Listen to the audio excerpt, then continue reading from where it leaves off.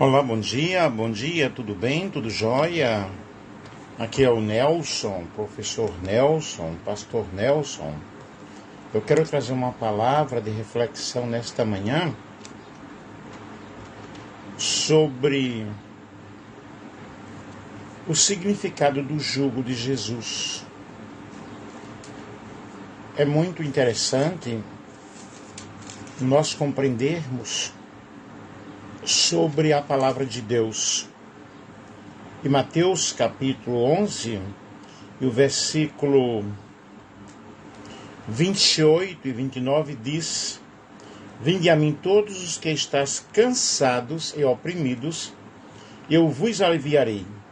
Tomai sobre vós o meu jugo, e aprendei de mim, que sou manso e humilde de coração, e encontrareis descanso para as vossas almas. Porque o meu jugo é suave, o meu fardo é leve.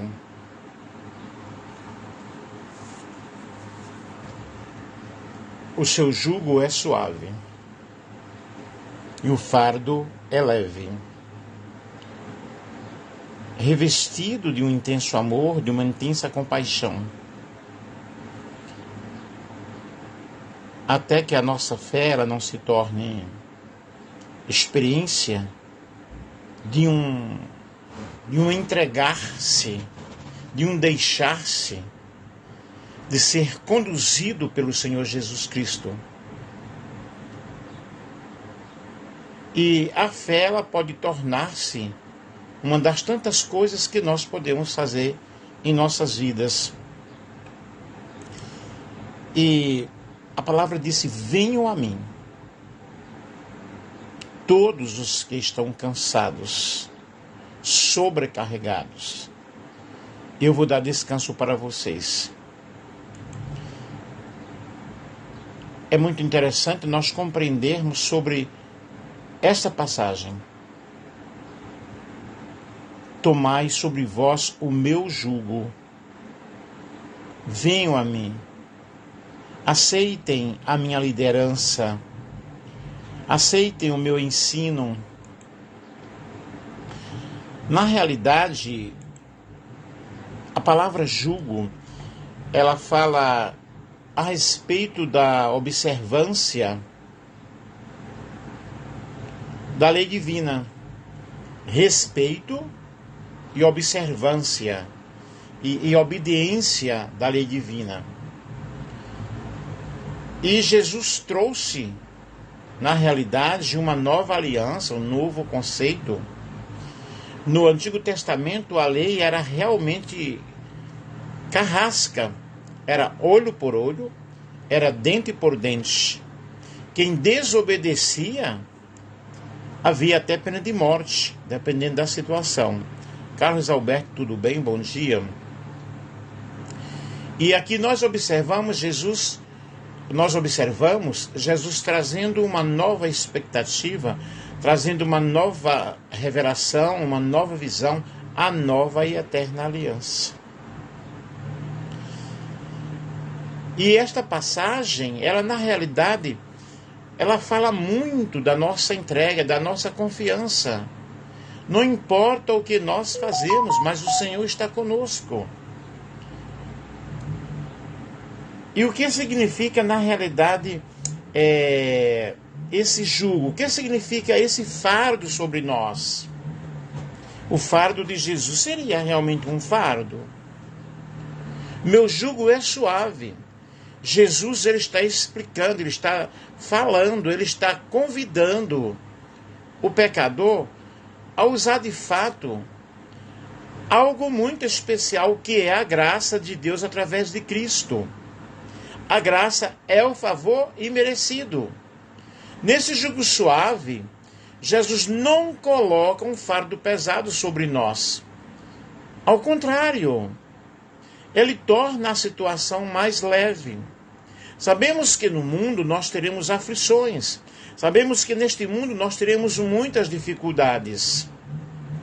Mas nosso compromisso com Deus, a nossa entrega a Cristo, Esse compromisso requer de nós, que ele requer de nós, não é opressor.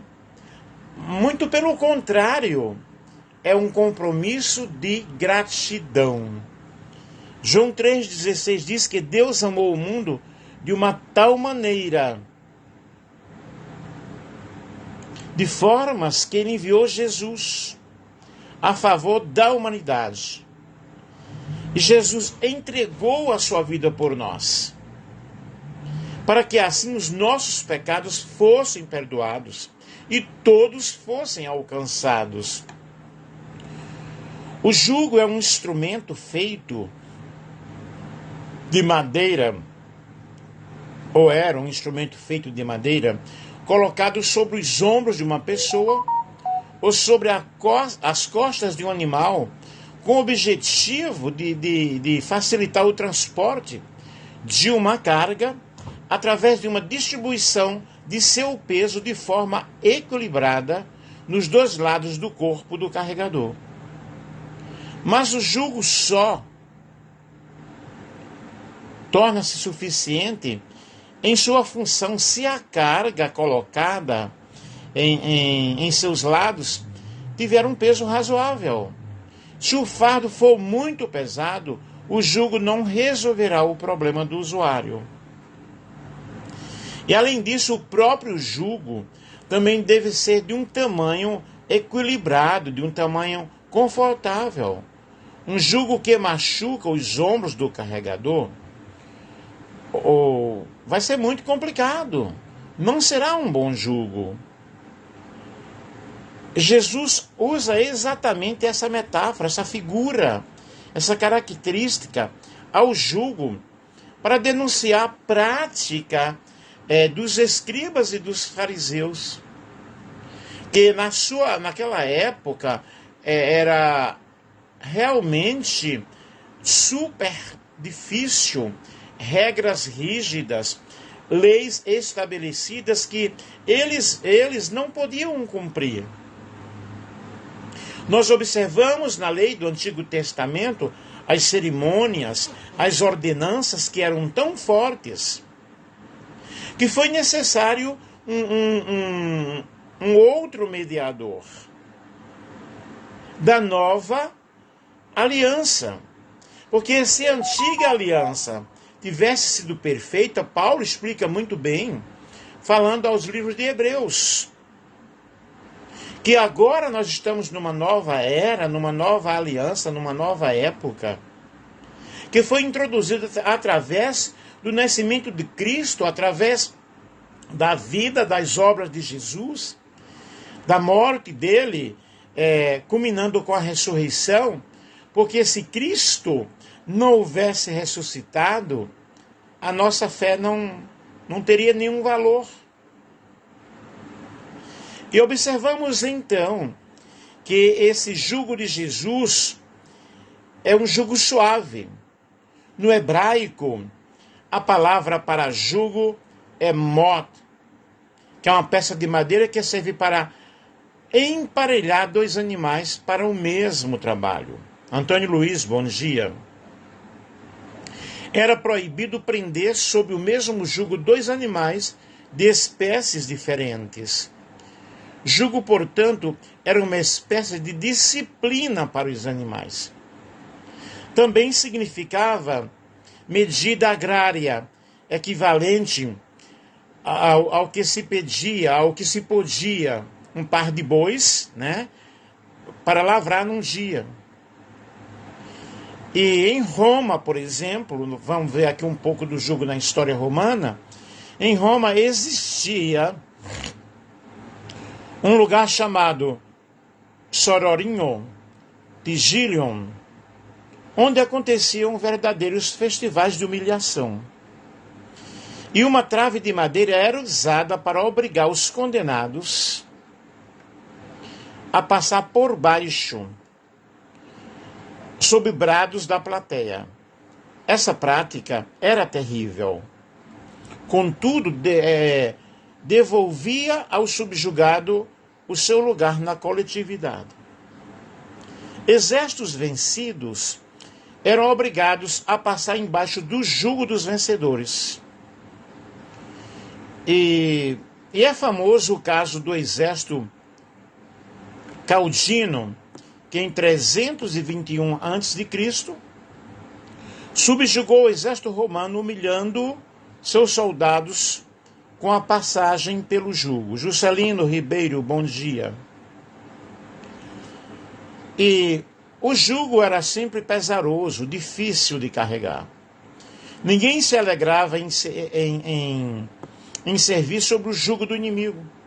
Animais sob o jugo trabalhavam bem e com disciplina, mas sofriam as penas da dor física e falta de liberdade. E o pecado, que é definido na Bíblia como errar o alvo, ele é considerado um jugo semelhante, que condicionou o ser humano a uma servidão diária, porque nós pecamos todos os dias.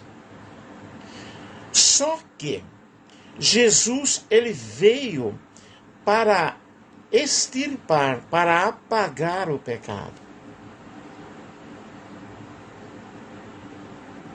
E nele nós podemos confiar, porque através dele nós teremos uma grande e ampla liberdade. Na lei de Roma, nós vemos aí o jugo da lei e de Roma, que a nação de Israel, na época do nascimento de Cristo, estava sobre o jugo romano, estava sobre o domínio romano, que com o comando de Pompeu submeteu a Judéia em 63 a.C., época em que era de uma forte opressão na economia, na política, na religião. E as pessoas, elas aguardavam uma libertação, elas tinham o anseio de uma liberdade. E onde estava essa liberdade? Ela era aguardada com muita esperança, com muita expectativa. Judeus e gentios anelavam ou aguardavam o Messias. Ele era a esperança proclamada desde o princípio por Abraão e reafirmada por Moisés e os antigos profetas. Messias em hebraico significa ungido. E era um termo originalmente usado para designar um sumo sacerdote sobre cuja cabeça era derramado o óleo da unção, como forma de consagração, como forma de autoridade. Nós vemos então que Jesus, ele surge em um momento de muita dificuldade. João Moraes, bom dia. Jesus, ele emerge em um tempo de crise para Israel, que aguardava a libertação. Contudo, a nação tinha expectativa ou esperava um rei político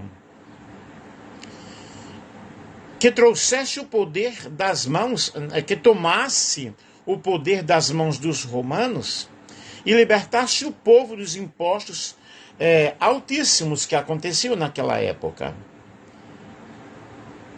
E nós observamos que Jesus nasce em uma pequena aldeia, e aí nós vemos em Belém, né? E ele cresce como nazareno, Jesus o Nazareno, Jesus de Nazaré, não só porque ele decidiu, né? Porque eles moravam em Nazaré, mas porque era uma designação dada a homens separados para exercer o sacerdócio, que eram os de Nazaré, né? E nós vemos aí o Messias, o Nazireu, o ungido, o separado, o despedaçador do jugo. E a salvação foi proclamada, foi anunciada através de Jesus Cristo. Quando ele diz, vinde a mim, né? Nós observamos aí o jugo de Jesus.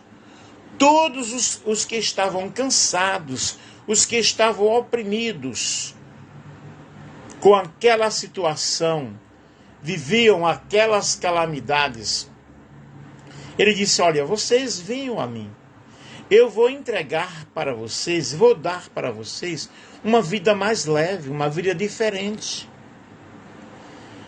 O meu reino não é um reino político. E observamos Jesus através do seu reinado espiritual, mexendo com o interior do homem, mexendo com a índole, mexendo com o coração, mexendo com o caráter. O jugo de Jesus é leve porque doutrina o homem, porque mostra ao homem o estado pecaminoso de desobediência, e o homem vai compreendendo, entregando-se a Cristo. À medida que nós nos entregamos a Cristo, eu não estou falando aqui de uma denominação, eu estou falando aqui de um Senhor que salva, de um Senhor que perdoa. Existem muitas religiões, existem muitas placas de igrejas, que a partir da reforma que aconteceu com Lutero, as igrejas as placas denominacionais, elas foram aparecendo. Mas nenhuma placa de igreja liberta o ser humano. Nenhuma organização eclesiástica liberta o ser humano. Mas Jesus liberta. Jesus perdoa. Jesus, ele traz uma nova experiência. Jesus, ele traz uma nova vida. Jesus, ele traz uma nova concepção de vida. Nós observamos que, quando Jesus chama os seus discípulos, ele os enviou. E de dois em dois eles saíam anunciando o evangelho. A palavra evangelho significa boas novas, boas notícias. E ele dizia para os discípulos, ele disse aos discípulos, aos 12, não tomeis rumo aos gentios, nem entreis em cidades de samaritanos, mas de preferência procurai as ovelhas perdidas da casa de Israel. E à medida que seguirdes, pregai que está próximo o reino dos céus, curai enfermos, ressuscitai mortos, purificai leprosos, expulsai demônios, e de graça recebestes, de graça dai. O interessante aqui é que Jesus disse: olha, vocês irão fazer a minha obra, e eu vou cuidar de vocês. Estarei convosco todos os dias, até a consumação dos séculos. Aqui, a Ana Clara Maluzinha, bom dia. E aqui está dizendo, de graça recebeste. Aqui não disse, olha, você tem que pagar para entrar. Você tem que pagar o dízimo para ser membro. Jesus aqui não está falando sobre isso. Isso é contra a palavra de Deus. A salvação, queridos, ela não se vende. A salvação é de graça, gratuitamente. É dom de Deus através da fé em Cristo Jesus. Jesus não disse, olha, faça a campanha e pague tantos R$1.000 para que você seja restaurado. Jesus não falou assim. Ele disse, de graça recebestes, de graça dai. Eu estou falando essa palavra aqui, eu creio, evidentemente ela vai contra algumas denominações, contra algumas regras, contra alguns preceitos. Mas eu estou pregando o que diz a Bíblia, o que diz a palavra de Deus.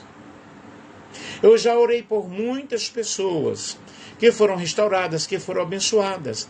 E algumas perguntaram, quanto que eu tenho que pagar?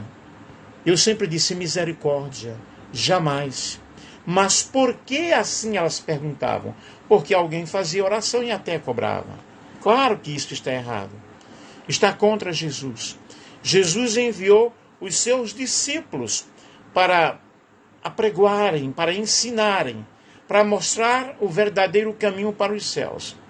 E quando o evangelho ele chega na vida de alguém, quando o evangelho ele chega na vida de uma pessoa, esse evangelho é transformador. Esse evangelho não é separatista. Jesus ele não ensinou a separação. Jesus ele não ensinou a acepção de pessoas. Muito pelo contrário, ele disse: vinde a mim todos. Você que está cansado, você que não suporta mais levar a vida que você está levando, eu tenho a solução para você. Eu tenho a solução para a vida. Então nós vemos aí duas propostas maravilhosas. Vinde a mim, vós que estáis cansados e sobrecarregados, e eu vos aliviarei.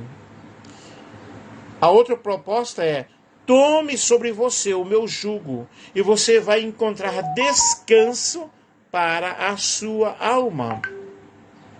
Mais do que um alívio prometido para aqueles que estão servindo, para aqueles que irão servir, ou para aqueles que já serviram, há uma dimensão muito forte de descanso. Claro que neste mundo nós passaremos por grandes tribulações. Mas ele disse: olha, eu chamei vocês para serem vencedores. Porque o Senhor ele faz muito mais conosco daquilo que nós imaginamos, daquilo que nós pensamos. Qual é a diferença, então, entre alívio e descanso? Gente, quando nós estamos muito cansados, não é? Nós paramos, nós descansamos, fazemos um grande trabalho físico, nosso corpo às vezes até treme, as nossas pernas, os nossos braços ficam cansados. Mas quando paramos para descansar, nós temos um alívio. E em outro momento, quando a pessoa está, por exemplo, afogando-se, e a água está puxando aquela pessoa está se esforçando muito. Quando chega alguém para salvar, aquela pessoa torna-se aliviada. Ela descansa, porque alguém chegou ali para ajudá-la. Quando Jesus diz: vinde a mim todos, Cristo está mostrando a necessidade de nós irmos até Ele e nós entendermos que Ele tem o poder para aliviar-nos de toda e qualquer situação difícil e complicada. O Senhor Jesus, Ele nos prometeu um grande descanso, quando Ele disse: eu vos aliviarei. O alívio é, na realidade, uma dimensão de socorro. É um toque de Cristo em nossas vidas, em nossos corações. O alívio é o que nós podemos chamar de primeiros socorros, mas que na realidade precisa de dar continuidade a um tratamento. É um excelente começo. A igreja do Senhor Jesus Cristo, a verdadeira igreja, eu estou falando aqui de pessoas. Eu não estou falando de templos construídos por mãos humanas, porque a verdadeira igreja somos nós. E qual é a nossa missão? A nossa missão é levarmos as pessoas aos pés de Cristo, mostrando para elas que há um caminho, que há uma vida melhor, que há algo mais surreal, que há algo mais preponderante, que há algo mais específico, que pode nos dar alegria. Alegria por quê? Porque o Senhor Jesus, Ele nos dá paz, Ele nos dá esperança. Quando Ele disse: você vai achar descanso para a sua alma. O alívio é uma espécie de selo e aval de Deus para a mensagem evangelística, para a mensagem pregada, para a palavra que foi pregada. Marcos 16 e 20, capítulo 16, versículo 20, diz: e eles, tendo partido, pregaram em toda parte, cooperando com eles o Senhor, e confirmando a palavra por meio de sinais que se seguiam. Além deste versículo, nós observamos Hebreus, capítulo 2, versículo 3, versículo 4. Como escaparemos nós se negligenciarmos uma tão grande salvação, a qual, tendo sido anunciada inicialmente pelo Senhor, foi-nos depois confirmada pelos que a ouviram, dando Deus testemunho, juntamente com eles, por sinais, prodígios e vários milagres, e por distribuições do Espírito Santo, segundo a sua vontade. Como escaparemos nós?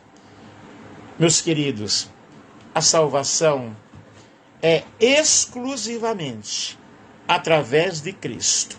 Nele você pode confiar, confessar os seus erros, confessar os seus pecados. A palavra do Senhor nos diz, filhinhos, não pequeis. Mas se todavia alguém pecar, temos um advogado junto ao Pai, Jesus Cristo, o justo. Como escaparemos nós? Por que o jugo de Jesus é suave? Porque compromisso é compromisso. Jesus está dizendo, eu estarei com vocês. Eu estarei convosco todos os dias. Porque este é o amor de Deus, que guardemos os seus mandamentos. Ora, os seus mandamentos não são penosos. Porque todo aquele que é nascido de Deus vence o mundo. E esta é a vitória que vence o mundo, a nossa fé. A fé que nos guia, a fé que nos alimenta, a fé que nos dá esperança, a fé que nos transporta a outras dimensões espirituais. A fé que nos diz, continue. A fé que nos fala, prossiga, porque eu estou com você.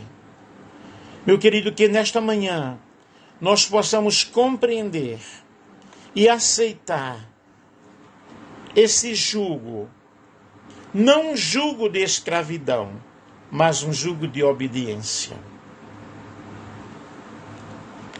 E a palavra do Senhor nos diz, Deus amou o mundo de uma tal forma, de uma tal maneira, não sabemos, não há explicação para este versículo.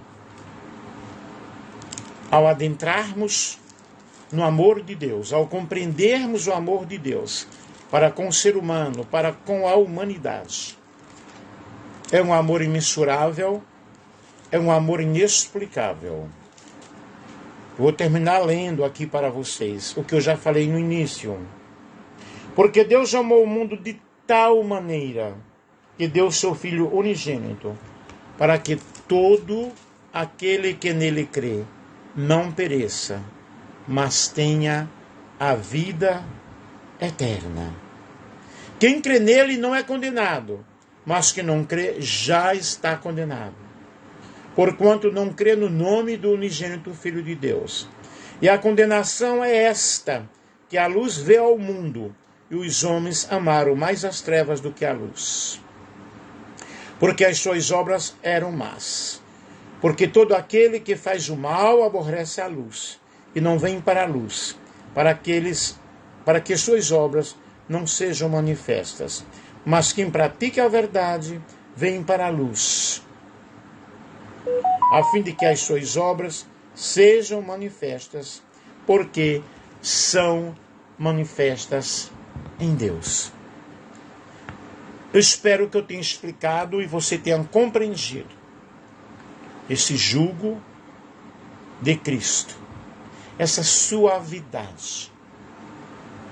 Ontem, por exemplo, eu estava assim meditando em uma situação, eu fiquei muito triste, eu comecei a chorar. Mas depois eu comecei a ouvir alguns hinos, alguns louvores. E o Espírito de Deus, ele foi trabalhando na minha alma, no meu coração. Eu fui sentindo a presença de Deus. A presença de Deus em nossas vidas leva-nos há uma dimensão maravilhosa a compreendermos que Deus é bom e que a vontade do Senhor, ela prevalece. Portanto, meu querido, nesta manhã, eu quero dizer para você, confie no Senhor, confie em Deus, aceite o trabalhar de Deus na tua vida, no teu coração. Muito obrigado a todos aqueles que me acompanharam. Tenham um feliz domingo. Que Deus abençoe a todos. Hoje é o dia da consciência negra. E que nós possamos também refletirmos. O que é que nós estamos fazendo para melhorar isso cada dia, né? Porque Deus fez o ser humano. E todo ser humano é obra perfeita. Eu sempre falo, o ser humano é lindo, tanto homem quanto mulher. O homem é lindo, a mulher é linda. Quando eu estou falando sobre o homem, sobre a mulher, eu estou falando no sentido genérico. E a Bíblia diz que tudo que Deus fez perfeito. Um beijo para todos, que Deus abençoe a todos, em nome de Jesus. Tenham uma feliz manhã.